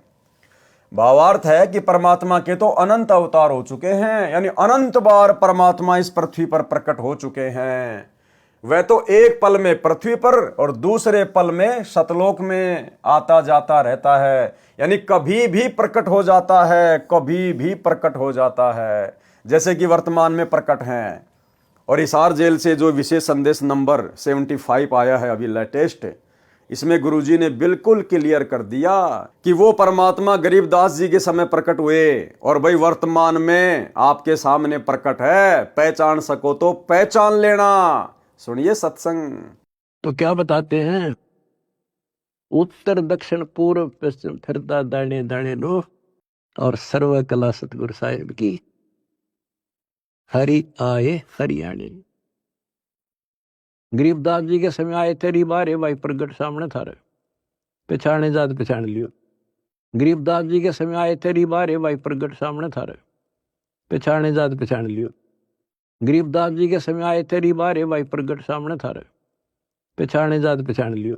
तो भाई और बहनों, वर्तमान में कौन प्रकट है? कहां है परमात्मा? यदि आप दाढ़ी मूछ वाले कबीर जी को परमात्मा मानते हैं तो भाई उसके तो आपको दर्शन भी नहीं हो सकते वर्तमान में। फिर क्यों कह रहे हैं गुरु जी कि जो परमात्मा गरीबदास जी के सामने प्रकट हुए, गरीबदास जी के समय प्रकट हुए, वही परमात्मा आज भी प्रकट है तुम्हारी आंखों के सामने। पहचान सको तो पहचान लो। यानी गुरुदेव स्वयं के विषय में कह रहे हैं, स्वयं के विषय में, कि तुम्हारा गुरु स्वयं ही कबीर परमात्मा है। वही कबीर परमात्मा जो गरीबदास जी को मिला था जिंदा बाबा के रूप में, वही आज तुम्हें सतगुरु रामपाल जी के रूप में प्राप्त है, धरती पे प्रकट है। अब इससे बड़ा खुलकर परमात्मा और क्या प्रमाण देंगे। लेकिन उसके बावजूद भी भाई और बहनों, बुद्धिहीन भगत भाई बहन ये बात अपने हृदय में नहीं बैठा पाएंगे कि हमारे गुरुजी ही कबीर जी हैं। क्योंकि गुरुजी को ही कबीर जी मानने के लिए तो साध संगति से जुड़ना पड़ेगा। उस नकली दाढ़ी मूंछ वाले कबीर जी की फोटो को घर से बाहर निकालना पड़ेगा, अन्यथा आप कभी भी अपने गुरु को रियल कबीर नहीं मान सकते। और गुरु को रियल कबीर नहीं माना, प्रकट हुआ नहीं माना, तो आपका भाई मोक्ष नहीं हो सकता। पारक के अंक की वाणी नंबर 195 199। गरीब पीछे पीछे हरि फिरे, आगे संत सुजान, संत करे कोई सांच है, चारों युग परवान। गरीब साईं सरी के साधु हैं, इन समतुल नहीं और, संत करे सो होत हैं, साहिब अपनी ठोर। गरीब संतों कारण सब रचा, सकल जमी आसमान, चंद सुर पानी पवन, यज्ञ तीर्थ और दान। गरीब जो बच्चा गऊ की नजर में, यो साईं को संत, हरिजन के पीछे फिरे, भगत वत्सल भगवंत। गरीब धारी मेरे संत की, मुझसे मिटे ना अंश, बुरी भली बाँचे नहीं, सोई हमरा वंश। अब ये जो चारों वाणियां हैं भाई और बहनों, और इन चारों वाणियों में जो संत शब्द का प्रयोग किया गया है, ये हमारे पूज्य गुरुदेव भगवान के लिए है। यानी ये स्वयं परमात्मा है, लेकिन अपने आप को परमात्मा से भिन्न दर्शाते हुए यहाँ पर ये वाणियाँ लिखी गई है, ताकि आप और हम ज्ञान को समझ सकें। तो गुरुदेव भगवान हमें ये कहना चाहते हैं, ये समझाना चाहते हैं कि वो कबीर परमात्मा जो अपना संत यहाँ नीचे भेजता है, आते तो वो खुद ही हैं संत के रूप में, लेकिन छुपाते हैं अपने आप को, कि वो परमात्मा यहाँ ज्ञान प्रचार के लिए, सतगुरु की भूमिका के लिए जो अपना संत भेजता है, फिर वो परमात्मा उस संत के साथ में रहता है। वो संत अपने मन में जो भी धारणा कर ले, वो परमात्मा फिर बीच में दखल नहीं देता, वो काम वैसा ही हो जाता है। सरलार्थ, अपने सच्चे भगत के साथ साथ पीछे पीछे परमात्मा रहता है। यानी संत रूप में जो तत्वदर्शी संत रूप में आता है, यहां अपने आप को छुपाते हुए परमात्मा दोहरी भूमिका करते हुए अपने ज्ञान को आप और हमारे तक पहुंचाने के लिए इस प्रकार से अपने आप को भिन्न दर्शा रहे हैं। अगर गुरुजी खुद कहें कि मैं कबीर हूं, तो कोई नहीं मानेगा ये बात। अब तो मान जाएंगे, क्योंकि अब तो हमें समझ में आ गया, परमात्मा ने समझा दिया। लेकिन 1994 में जब इन्होंने अपना ज्ञान देना शुरू किया, उस समय यदि ये कहते कि मैं कबीर भगवान हूं, मैं ही काशी वाला जुला हूं, तो कोई भी स्वीकार नहीं करते। इसलिए उस कबीर परमेश्वर ने अपने आप को एक संत रूप में ज्यादा दूसरों के सामने प्रदर्शित करना पड़ता है। उस आधार से वाणियां लिखी गई है कि अपने सच्चे भगत के साथ साथ पीछे पीछे परमात्मा रहता है। संत जो करते हैं, सच्चा कार्य करते हैं, यानी सही करते हैं, कभी किसी का अहित नहीं करते। कौन? पूर्ण संत। चारों युगों में प्रमाण रहा है कि संत सही क्रिया करते हैं, भलाई के शुभ काम करते हैं। सच्चे साधक परमात्मा के समान आदरणीय हैं। कौन सच्चे साधक? जो पूर्ण संत होते हैं, जो तत्वदर्शी संत होते हैं, वो परमात्मा के बराबर ही आदरणीय हैं। इनके समान अन्य की तुलना नहीं की जा सकती। परमात्मा अपने सच्चे भगत को अपनी शक्ति प्रदान कर देते हैं, अपने सच्चे भगत को, अपने सच्चे संत को। जैसे आज गुरुदेव अपने आप को छुपाते हुए सच्चे भगत की, सच्चे संत की भूमिका में हैं। परमात्मा अपने सच्चे भगत को अपनी शक्ति प्रदान कर देते हैं। परमात्मा कबीर जी कहते हैं कि मेरी बजाय इन संतों से मांगो। संत परमात्मा से प्राप्त शक्ति से अपने अनुयायियों की मनोकामना पूर्ण करते हैं, उनकी रक्षा करते हैं। परमात्मा कबीर जी उनके बीच में कोई दखल नहीं देते। यानी संत ने जो धारणा अपने मन में बना ली, जो आशीर्वाद अपने शिष्य को दे दिया, फिर परमात्मा बीच में कोई दखल अंदाजी नहीं करता। क्यों? क्योंकि संत स्वयं ही परमात्मा होता है। कौन से मार्ग में? इस कबीर परमात्मा के सतलोक वाले मार्ग में, सत भक्ति मार्ग में, अन्य पाखंडियों की भक्ति में नहीं, तीन लोक की भक्ति में नहीं, केवल सतलोक वाली भक्ति में कबीर परमात्मा खुद ही संत रूप में होता है। इसलिए भला बीच में दखलंदाजी और कौन करेगा। इसलिए कहा है कि संत करे सो होत हैं, यानी तत्वदर्शी संत करे सो होत हैं, और साहिब अपनी ठोर। वो परमात्मा बीच में दखलंदाजी नहीं करता। परमात्मा ने भक्तों के लिए पृथ्वी तथा इसके सहयोगी सूर्य, आकाश, हवा व जल व अन्य ग्रह बनाए हैं ताकि वे भक्ति करके अपना कल्याण करवा सकें। तीर्थ स्थान भी भक्तों का साधना स्थल है। दान की परंपरा भी भक्ति में अति सहयोगी है, परंतु दान संत यानी गुरु को दिया जाता है। कुपात्र को दिया दान तो रण रे यानी अनुपजाऊ यानी बंजर भूमि में बीज डालकर खराब करने के समान है।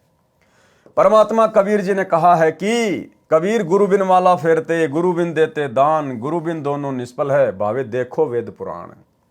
अर्थात भगत को चाहिए कि पहले पूर्ण गुरु से दीक्षा ले, फिर उनको दान करे, उनके बताए मंत्रों का जाप यानी सुमरण करे। गुरुजी से दीक्षा लिए बिना भक्ति के मंत्रों के जाप की माला फेरना तथा दान करना व्यर्थ है।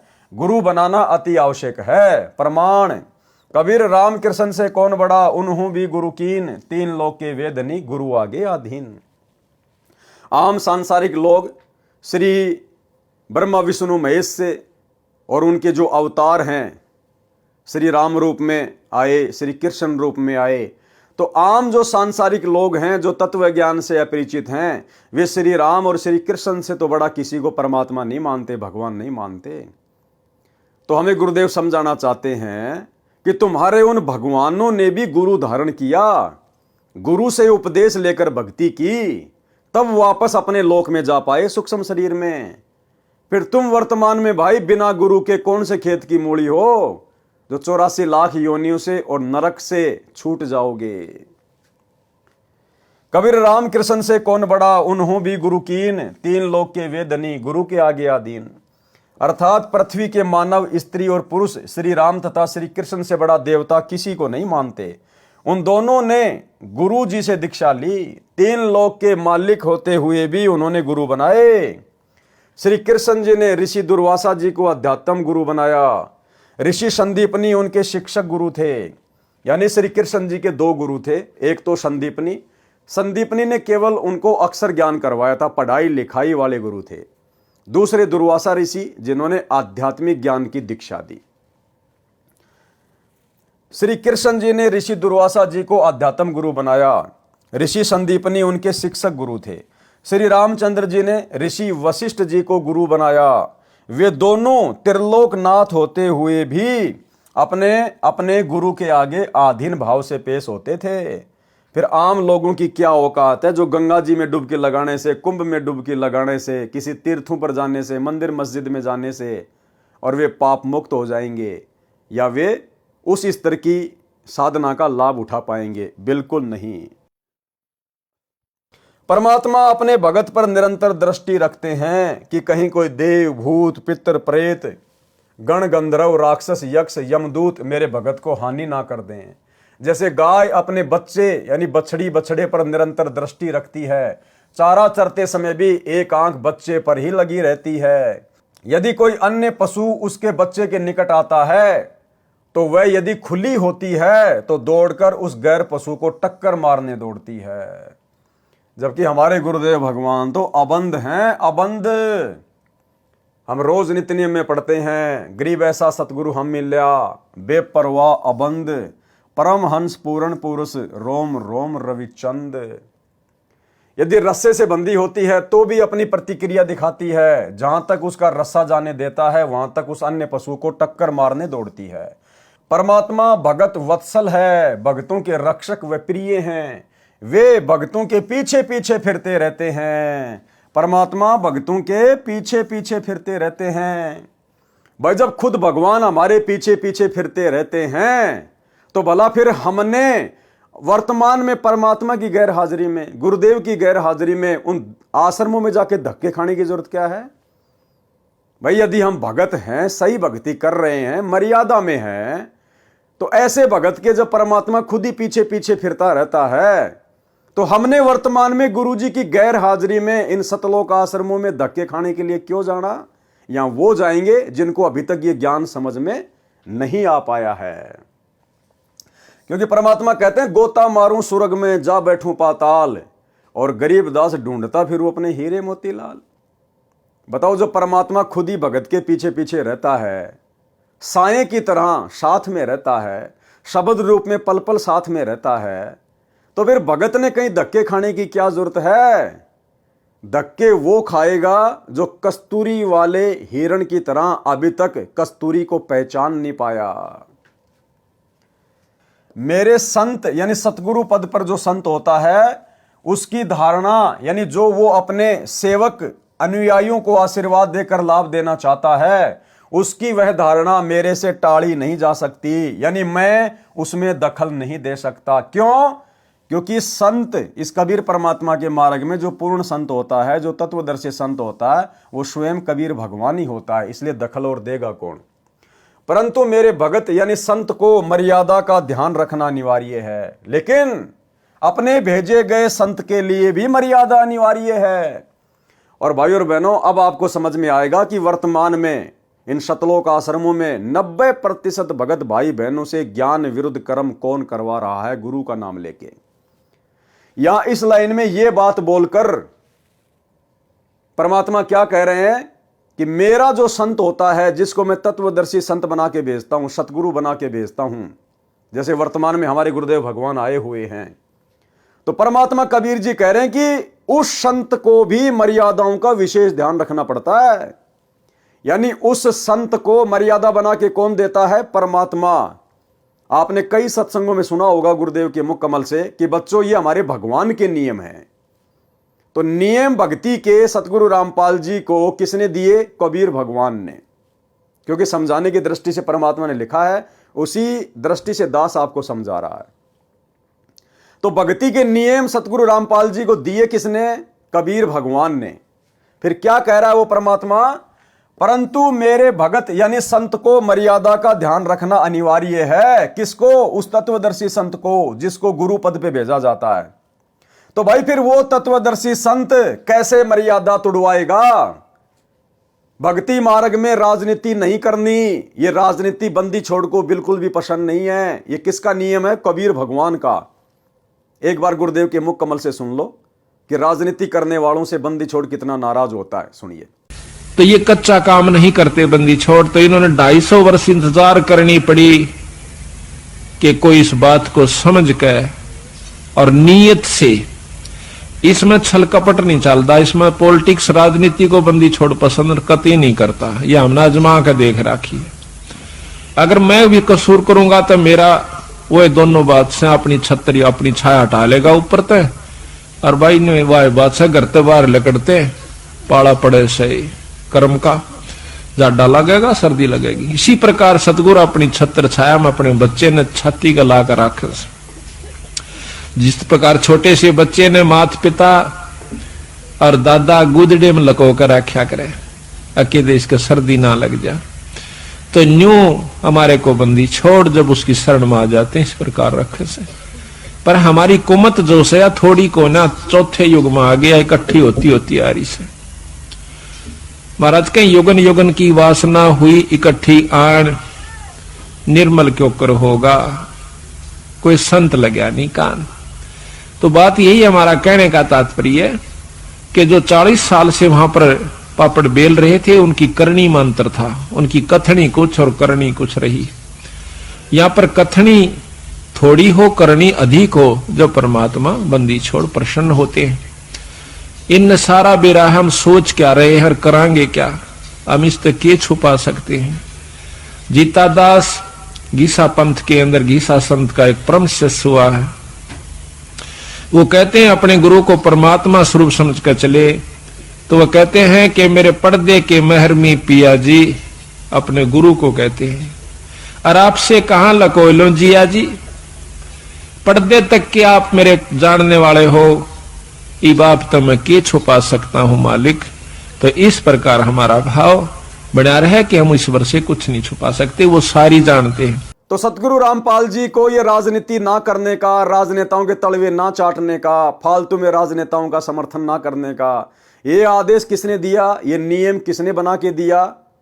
कबीर भगवान ने। उसके बाद गुरुजी ने हमारे को दिया।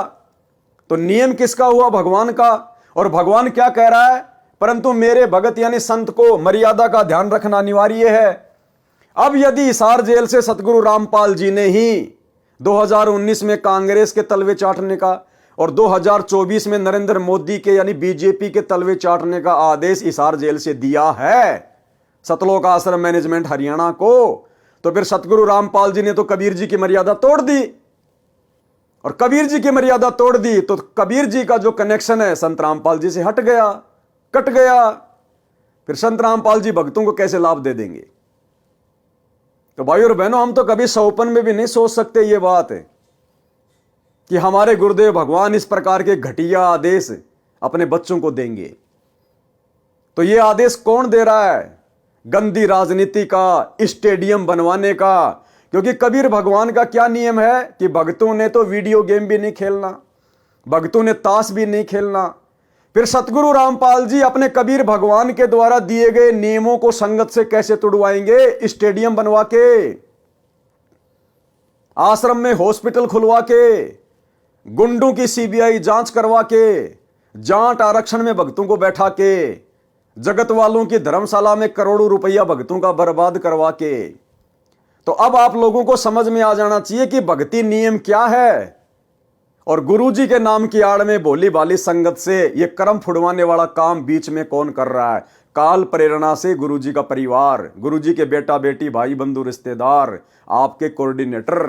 क्योंकि ये गुरुदेव भगवान के कर कमल से लिखे गए लेख हैं। क्या कह रहे हैं गुरुदेव? यानी वो कबीर परमात्मा फिर क्या कह रहा है? परंतु मेरे भगत यानी संत को मर्यादा का ध्यान रखना अनिवार्य है। किसके लिए कह रहे हैं? अपने द्वारा भेजे गए संत के लिए, कि उसको भी मर्यादाओं का ध्यान रखना अनिवार्य है। तो बताओ भाई साहब, फिर ये परम संत कैसे अपने भगवान की मर्यादा तुड़वाएगा हम भक्तों को इस प्रकार के आदेश देके? तो आदेश कौन दे रहा है वर्तमान में इनके नाम की आड़ में? ये कलयुगी काल प्रेरित गुरुदेव का परिवार। संत भली बुरी यानी राग द्वेष के आधार पर लाभ हानि नहीं करते। अब बताओ, गुरुजी की 2019 में भाई बीजेपी वालों से क्या दुश्मनी थी? क्योंकि यहां तो परमात्मा कहते हैं कि जो मेरा तत्वदर्शी संत होता है वो किसी से राग द्वेष के आधार पर उनके साथ में छल कपट नहीं करता। तो बताओ फिर सतगुरु रामपाल जी की 2019 में बीजेपी वालों के साथ में क्या अनबन थी, क्या राग द्वेष ईर्ष्या थी, जो सतगुरु रामपाल जी ने 2019 में कांग्रेस का समर्थन करने का आदेश दे दिया होगा?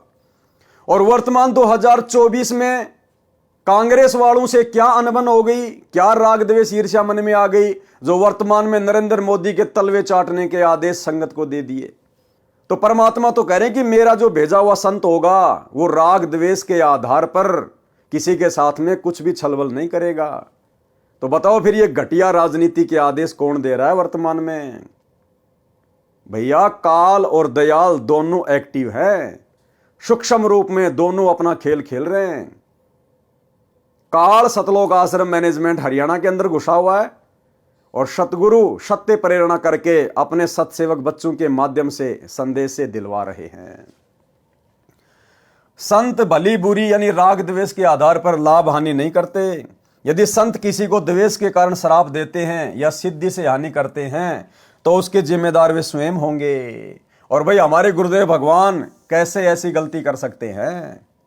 जैसे ऋषि दुर्वासा भी परमात्मा के भगत थे, उस समय संत को ऋषि कहा जाता था। ऋषि दुर्वासा ने द्वेषवश राजा अम्बरीश भगत के ऊपर सिद्धि से सुदर्शन चक्र छोड़ा। राजा अम्बरीश निर्दोष थे। सुदर्शन चक्र ने भगत अम्बरीश के चरण छुए तथा उल्टा फिरकर दुर्वासा को मारने के लिए चला। दुर्वासा भय मानकर सिद्धि से उड़कर भागा, इंद्र के लोक में गया, शिवजी व ब्रह्मा जी के लोकों में गया, परंतु किसी ने शरण नहीं दी। भगत अम्बरीश विष्णु जी का उपासक था, जिस कारण शर्म के मारे दुर्वासा ऋषि श्री विष्णु जी के पास जाना नहीं चाहता था। उस समय श्री विष्णु जी शेष सैया यानी शेष नाग के ऊपर लगे बिस्तर पर अपनी पत्नी लक्ष्मी जी के साथ विश्राम कर रहे थे।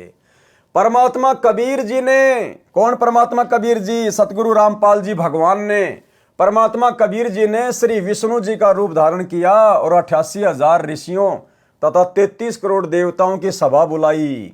एक क्षण में परमात्मा ने अलग से विष्णुपुरी रच दी, विष्णुपुरी, और 33 करोड़ देवी देवता 88,000 ऋषि बैठा दिए अपने सामने एक सेकंड में। परमात्मा कबीर जी ने श्री विष्णु जी का रूप धारण किया और 88,000 ऋषियों तथा 33 करोड़ देवताओं की सभा बुलाई। स्वर्ग में यह कार्य सिद्धि शक्ति से, मानसिक प्रेरणा से होता है। जैसे वर्तमान में मोबाइल फोन से सेकंडों में सूचित किया जाता है, वीडियो कॉन्फ्रेंस से भी सब वार्ता की जाती है।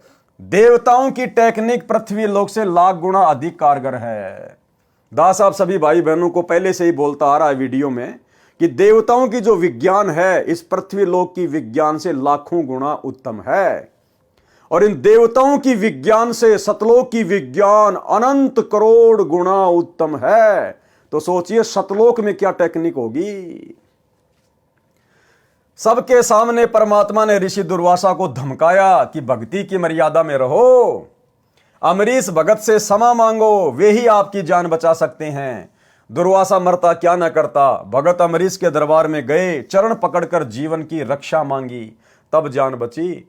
संत गरीबदास जी ने बताया है कि कबीर परमात्मा के भगत परमात्मा का कबीर कुल है। अब देखो भाई और बहनों, इस लाइन का बताओ आप क्या अर्थ निकालोगे, इस लाइन का आप क्या अर्थ निकालोगे? अगर कोई अर्थ निकलता है तो आप मुझे बताओ क्या है।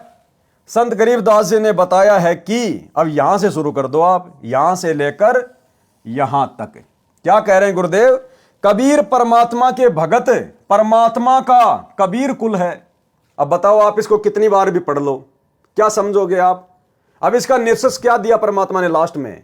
पहले तो परमात्मा ने पूरी बात संत को और अपने आप को अलग अलग दर्शाते हुए पूरी कर दी, और लास्ट में परमात्मा ने वहीं लाके छोड़ दिया कि कबीर परमात्मा का भेजा हुआ जो संत होता है, यानी होता तो खुद कबीर परमात्मा यह संत रूप में, लास्ट में क्लियर कर दिया कि वो भगत भी खुद परमात्मा ही होता है। कबीर परमात्मा के भगत तो कौन हुए? कबीर परमात्मा के भगत जो संत रूप में यहां जो भेजा जाता है, मान लीजिए सतगुरु रामपाल जी हैं जो अपने आप को कहते हैं कि मुझे कबीर जी ने भेजा है। तो कबीर परमात्मा के भगत, फिर क्या है वो भगत? परमात्मा का, यानी कबीर परमात्मा के भगत परमात्मा का कबीर कुल है, यानी वो खुद ही परमात्मा होता है। वो कबीर परमात्मा खुद ही संत रूप में धरती पे प्रकट होता है। परमात्मा कबीर जी ने कहा है कि मेरा वंश कबीर कुल कभी किसी को स्वार्थ व ईर्ष्यावश कष्ट नहीं देता। पारक के अंक की वाणी नंबर 200 से 202। गरीब संख जीव परलोक रे, संखों उत्पत्ति ख्याल, ऐसे सुमरत संत हैं एक खिसे नहीं बाल। गरीब गर्ज इंद्र अनंत दल, बो विधि बरस्या होए, संख जीव परलोक रे, संखों उत्पत्ति जोए। गरीब इच्छा कर मारे नहीं, बिन इच्छा मर जाए, निकामी निज संत हैं जहां नहीं पाप लगाए। सरलार्थ, इंद्र की पदवी दो विधि से मिलती है, एक तो तप करने से, दूसरी धर्म यज्ञ करने से। ये तप तथा धर्म यज्ञ संत स्वभाव के जीव करते हैं।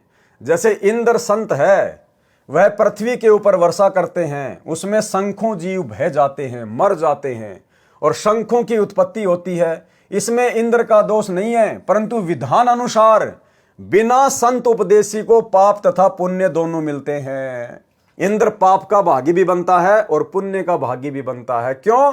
क्योंकि उसको पूर्ण संत से उपदेश प्राप्त नहीं है, जिस कारण से इंद्र मृत्यु के उपरांत गधा बनता है।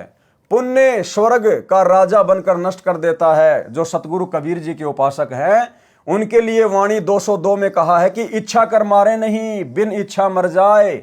वे निष्काम कर्म करने वाले संत होते हैं, उनको पाप नहीं लगता, क्योंकि सतगुरु की शरण में आने के बाद हमें ज्ञान हो जाता है और हम अपनी तरफ से किसी का बुरा नहीं करना चाहेंगे। हम जानबूझकर किसी को मारना नहीं चाहेंगे, किसी को हानि नहीं करना चाहेंगे, और हमारी इच्छा ना होते हुए यदि कोई हानि हो जाती है तो उसमें फिर वो दोष हमारे ऊपर नहीं होता, क्योंकि हम पूर्ण संत गुरु की शरण में हैं। पारक के अंक की वाणी नंबर 203 से 206। गरीब हद्दी तो छूटे नहीं, कीड़ी बदला दीन। हद्दी कौन? जो काल की हद में है, कहते हैं वो तो छूटते नहीं है, अगर कीड़ी मारी है तो उसका भी बदला देना पड़ेगा। मोहम्मद की बेगम गुश है, काट लिए अंग तीन।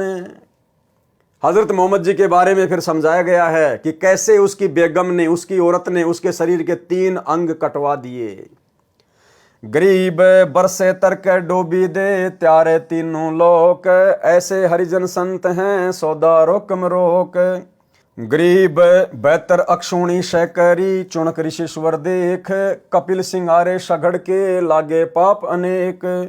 गरीब 12,99,99 गोरख जनक विदेह है, यो तारे यो डोब दे या मैं नहीं संदेह।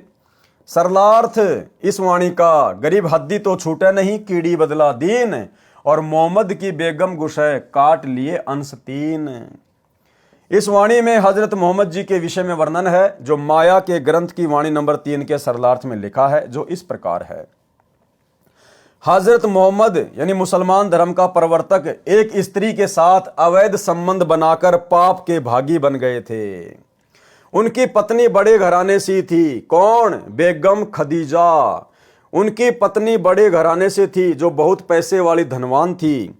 उसकी उस क्षेत्र में बहुत चलती थी। धन के प्रभाव से लोग उसकी आज्ञा का पालन करते थे।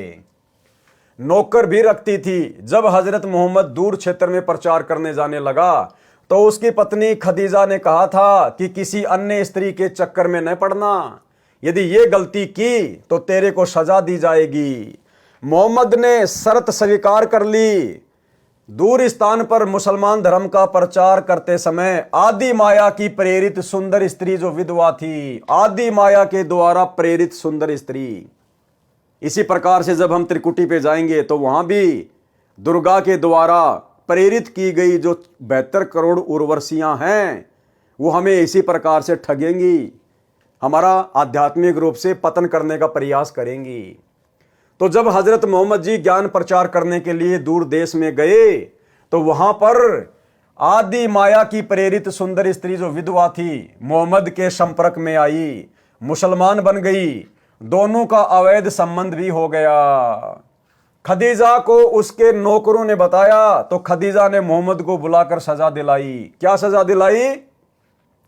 मोहम्मद का लिंग, आगे से मूछें तथा सिर की चोटी कटवाने का आदेश नौकरों को दिया। ये वर्तमान में मुसलमान धर्म में जो परंपरा पड़ी हुई है सुन्नत करने की, मूछें छोटी छोटी रखने की और सर पर टोपी पहनने की, यहां से शुरुआत हुई है इन 3 चीजों की जो इन्होंने अपने धर्म का प्रतीक बना लिया। क्या था वो कारण?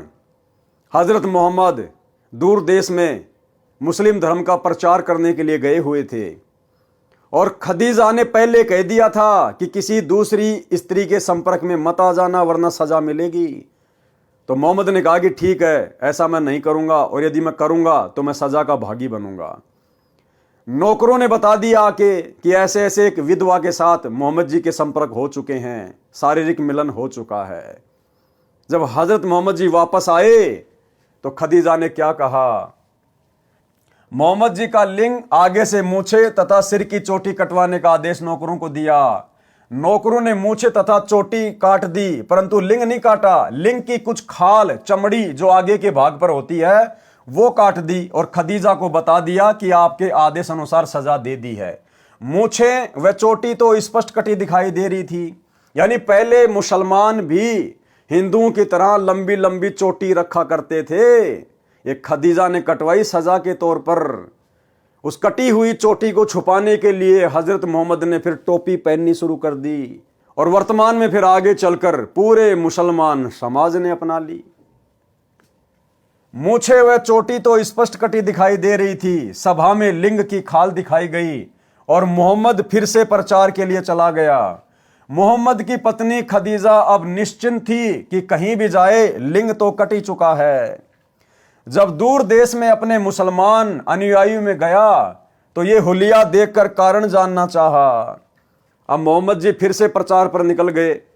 चोटी कट गई तो शर्म के मारे टोपी पहन ली, आगे से मूछे खदीजा ने सजा के तौर पर कटवा दी और उनके लिंग की जो खाल थी वो काट दी गई थी।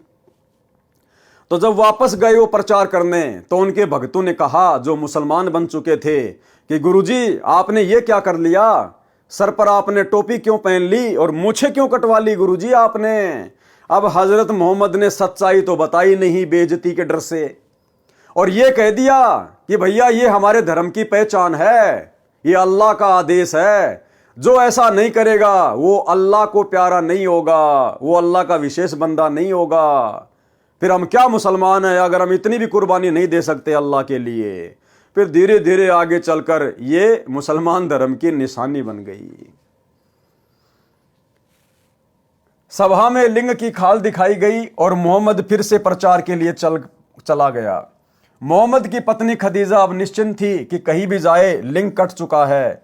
जब दूर देश में अपने मुसलमान अनुयायियों में गया तो ये हुलिया देखकर कारण जानना चाहा, तो मोहम्मद ने बताया कि हमने अपने धर्म की अलग पहचान बनानी है। जो सच्चा मुसलमान होगा वह तो अल्लाह के लिए ये 3 वस्तु तो क्या सिर भी कटा लेगा। जो नकली होगा वह ऐसा नहीं कर सकेगा। अब आपने देखना है कि अल्लाह का आदेश मानना है या नहीं। ठीक इसी प्रकार इसी फॉर्मूले पर वर्तमान में सतलोक आश्रम मैनेजमेंट हरियाणा चल रहा है। अपनी तरफ से मनमाने भक्ति विरुद्ध आदेश देगा, संगत में पीले पर्चे निकालेगा।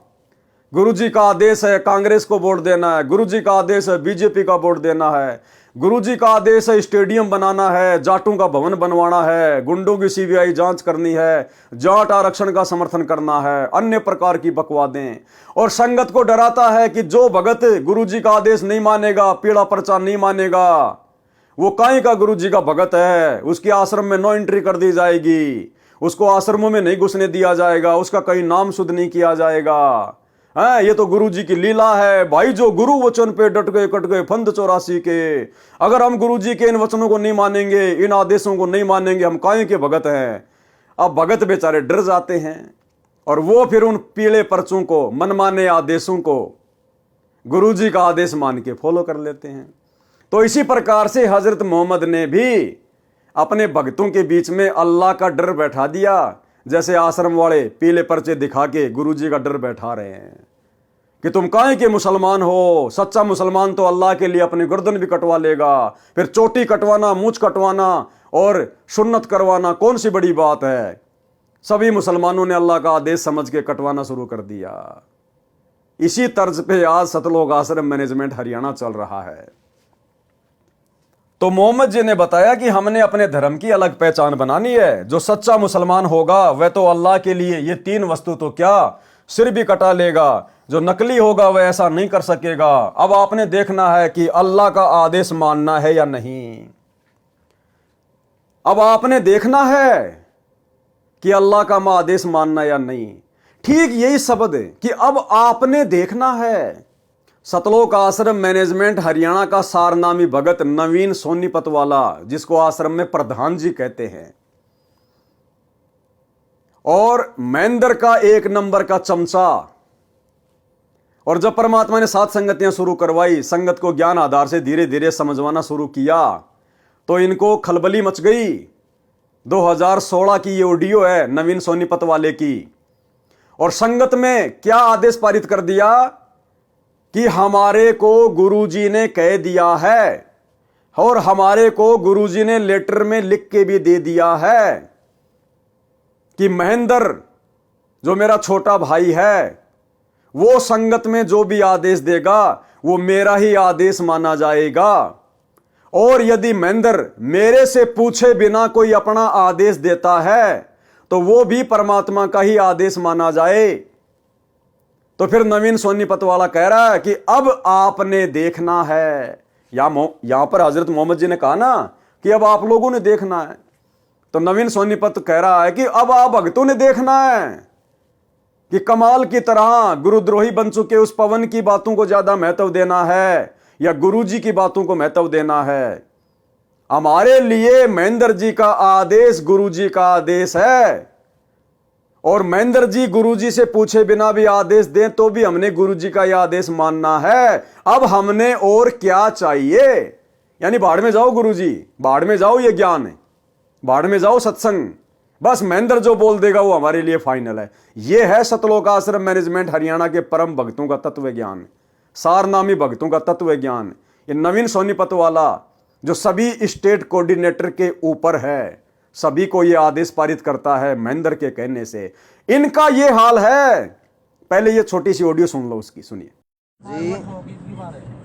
आप जो कह रहे हो ठीक है, लेकिन सारी संगत के लिए गुरुदेव जी ने आदेश दे रखा है कि भाई मोहनलाल जी की बात मान करके चलें।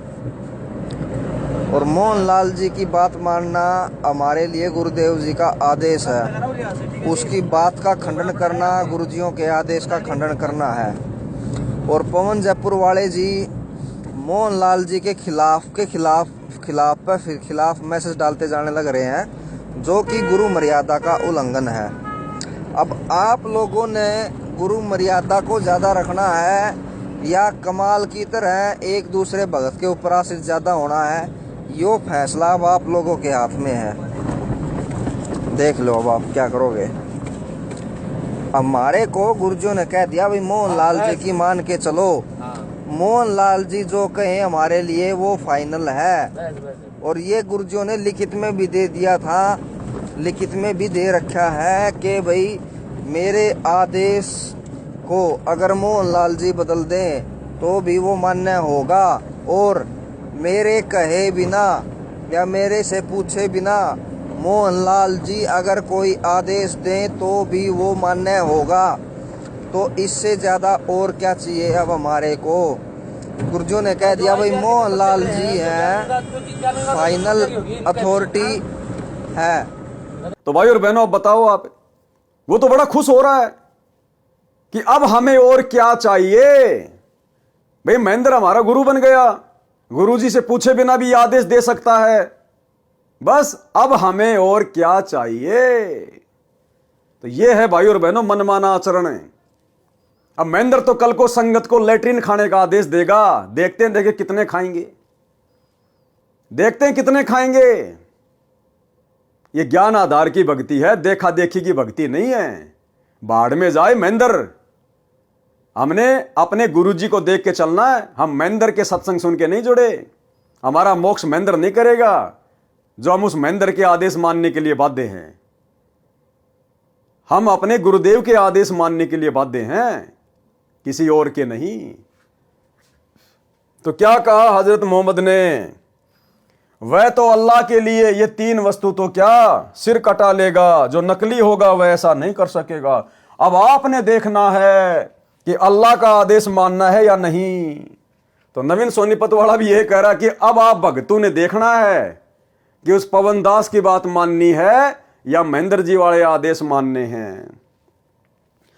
अब बेचारे भगत तो श्रद्धालु होते हैं, श्रद्धालु कुर्बान होते हैं। सब आदमियों ने आगे से मूछें, सिर की चोटी कटवा ली तथा लिंग के आगे से खाल भी कटवा दी, जिससे सुन्नत कहते हैं। फिर तो ये धर्म चिन्ह ही बन गया, छोटी आयु के लड़कों की सुन्नत की परंपरा पड़ गई। अब परमात्मा कहते हैं चलो भाई तुमने सुन्नत करके लड़के को तो मुसलमान बना दिया, लड़की को कैसे मुसलमान बनाओगे।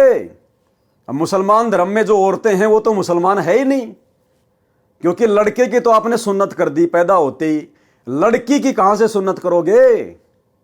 ना लड़की के मूछें होती हैं। अब बताओ, ना मुसलमान धर्म में लड़कियां टोपी पहनती हैं, तो मुसलमान धर्म में औरतें तो मुसलमान है ही नहीं फिर। तो ये भी इन सब की भ्रमणा है, ये मनमाना आचरण है। जो हद्दी यानी काल की हद तक की साधना करते हैं उनको तो सब पाप पुण्य भोगने पड़ते हैं। कीड़ी भी मार देते हैं तो उनका भी बदला देना पड़ता है। जैसे बारिश में असंख्यों जीव डूब दिए, नष्ट कर दिए, बारिश से असंख्यों उत्पन्न हो गए, असंख्यों को भोजन मिला, यो तारे यानी कल्याण कर देते हैं। ऐसे परमात्मा भक्तजन संत हैं। सौदा रोकम रोक यानी नगदा नगदी है, अर्थात जैसा कर्म करते हैं वैसा फल हाथों हाथ मिलता है।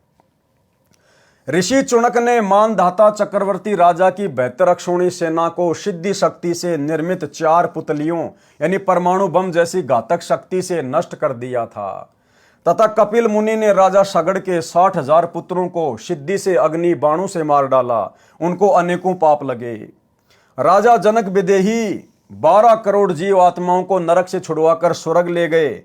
राजा जनक के पुण्य कम हुए, पुनर्जन्म श्री नानक जी के रूप में हुआ। गोरखनाथ जी ने 99 करोड़ राजाओं को ज्ञान सुनाकर राज छुड़वाकर भक्ति पर लगाया। गोरखनाथ ने 99 करोड़ राजाओं के राज छुड़वाकर, जैसे गोपीचंद भर्तरी का, ऐसे 99 करोड़ राजाओं के सतयुग से लेकर वर्तमान तक 99 करोड़ राजाओं के राज छुड़वाए। क्योंकि इनमें सिद्धियां होती हैं, ये हर युग में अपना चोला धारण कर लेते हैं। तो 99 करोड़ तो राजाओं को राज छुड़वाकर भक्ति पे लगाया, बाकी आम प्राणी और कितने होंगे। लेकिन देखो भाई और बहनों, ना मोक्ष उस गोरखनाथ का, ना उन राजाओं का। तो आप और हमारा कितना बड़ा सौभाग्य है, हमारा तो तुरंत मोक्ष।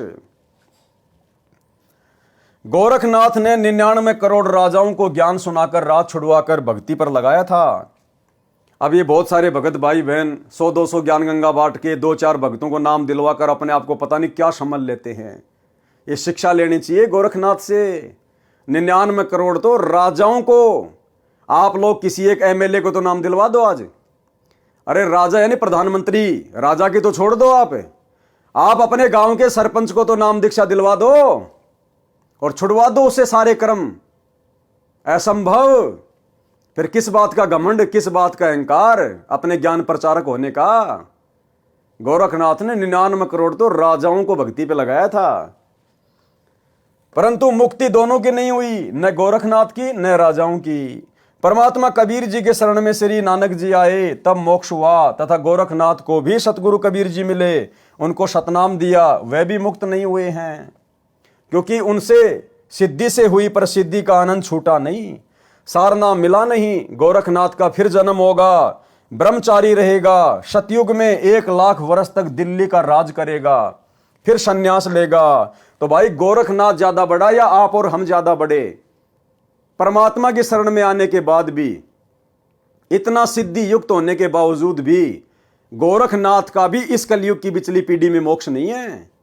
अभी तो वो सतयुग में जन्म लेगा, उसके बाद दिल्ली का राज करेगा 1 लाख वर्ष तक, क्योंकि सतयुग में 70-80 लाख वर्ष तक इंसान की आयु होती है। 1 लाख साल दिल्ली का राज करेगा, फिर बीच में उसको वैराग्य उत्पन्न हो जाएगा, राजपाट को छोड़ के फिर जंगल में चला जाएगा। तो गोरखनाथ बड़ा या आप और हम? इसलिए परमात्मा कहते हैं, गोरख से ज्ञानी घणे, सुखदेव जति जहान, और सीता सी बहुत भारिया, भाई संत दूर स्थान। इस सतगुरु की शरण मिलना अति दुर्लभ है, जो आज आप और हमें प्राप्त हो गई है। तो गोरखनाथ जैसे तो आप और हमारे आसपास भी नहीं हैं? और हम 2 कोड़ी के राजनेताओं की रैलियों में उनके तलवे चाटते हैं, 2 कोड़ी के राजनेताओं का समर्थन करने के लिए उसकी रैलियों में जाते हैं। तो हम भगत कहां समझ पाए अपने आप को? कहां हम अपने सतगुरु को और उनकी भक्ति को समझ पाए? परंतु भक्ति कलयुग के इस समय में ही होगी, यदि पूर्ण सतगुरु मिल गया तो, अन्यथा फिर किसी अन्य जन्म में परमात्मा कबीर जी की विशेष कृपा से ही मोक्ष मिलेगा। ऐसे तारने के उद्देश्य से भक्ति पर लगा देते हैं, समाधान पूर्ण न मिलने से सब काल जाल में ही रह जाते हैं, यह डोब देते हैं यानी नष्ट कर देते हैं। दुर्भिक्ष अर्थात अकाल का प्रकरण है। तो भाई और बहनों, आज के वीडियो में हम केवल इतना ही लेंगे, और प्रत्येक वीडियो में हमें गुरुदेव भगवान के आशीर्वाद से बहुत कुछ अध्यात्म के विषय में जानने समझने को सीखने को मिल रहा है।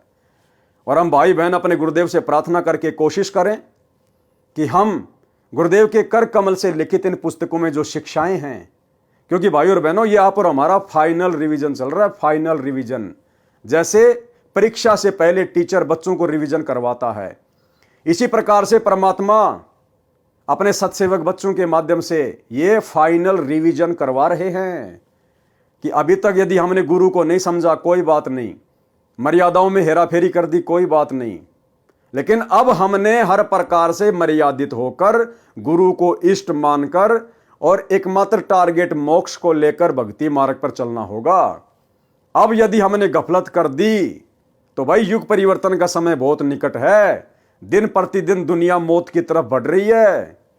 उस समय परमात्मा फिर अमर्यादित भक्तों की रक्षा नहीं करेगा। हाँ, यदि उनकी भक्ति से, उनके पुण्यों के कारण, उनकी संचित पुण्य कर्मों की बैटरी के कारण यदि उनकी रक्षा होती है तो होती है, अन्यथा सतगुरु अपनी तरफ से उस समय किसी की कोई सहायता नहीं करेगा। जैसा हमने गुरु की गैर हाजिरी में 2014 बरवाला कांड के बाद जैसा हमने भक्ति मार्ग पर बीज बोया है और जैसी हमने उसकी रखवाली करी है यानी मर्यादा निभाई है, उसी आधार से भाई फल प्राप्त होगा। तो ये फाइनल रिवीजन चल रहा है। सत्सेवक भाई बहन किसी भी प्रकार की गफलत करने की अपने दिलो दिमाग से निकाल दें, नहीं तो परमात्मा फिर ऐसी जगह बैठा देगा असंख्य युगों तक हम इनके दर्शन भी नहीं कर पाएंगे। तो भाई और बहनों, बहुत सोचकर समझकर संभलकर हमने भक्ति मार्ग पर एक एक कदम फूक फूक के रखना है। ये हमारा अंतिम जन्म होना चाहिए, अंतिम जन्म। दोबारा जन्म लेने की हम शौपन में भी ना सोचें, तब गुरुदेव भगवान दया बख्शेंगे। और ये तभी संभव है जब हमें आत्म कल्याण की तड़फ होगी, चिंता बनेगी, और चिंता बनेगी ज्ञान से, और ज्ञान हृदय में टिकेगा मर्यादा से, और मर्यादा निभाई जाएगी भय से, और भय बनेगा गुरु जी के ज्ञान से। गोल गोल चक्कर है। अंत में ज्ञान को आधार बनाना पड़ेगा, गुरु को इष्ट मानना ही पड़ेगा, साध संगति से जुड़ना ही पड़ेगा। अन्यथा आपके भक्ति रूपी मटके में जो छेद हो रखा है भाई, वो छेद नहीं रुकेगा साध संगति के बिना। ये पंचर तो साध संगति में ही लगेगा। तो भाई और बहनों, आज की वीडियो में केवल इतना ही। कल रात्रि 8 बजे सभी भाई बहन फिर से लाइव जुड़िए। तब तक गुरुदेव भगवान हम सबको आज्ञा दे, इजाजत दे, आशीर्वाद दे। बंदी छोड़ सतगुरु रामपाल जी भगवान की जय हो।